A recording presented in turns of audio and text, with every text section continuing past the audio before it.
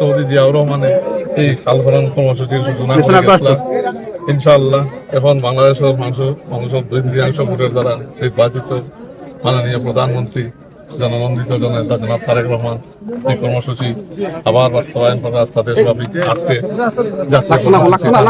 কর্মসূচি আছেন আস্থা দেশও বিভিন্ন জায়গায় খাল খনন উদ্বোধন হয়েছে এই কর্মসূচির মাধ্যমে আজকে ইনশাল্লাহ সুনামগঞ্জ হয়েছে।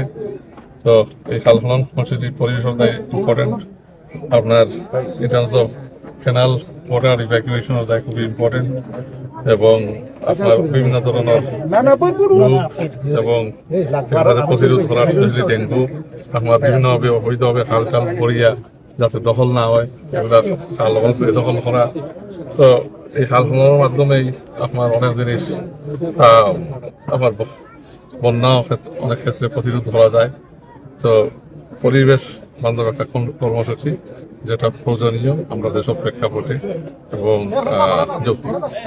দুর্নীতির ব্যবস্থা তো যে কোনো ক্ষেত্রে দুর্নীতি করলে মাননীয় প্রধানমন্ত্রী ক্লিয়ার করিয়ে দিয়েছিলেন এই ব্যবস্থা হিত হইব।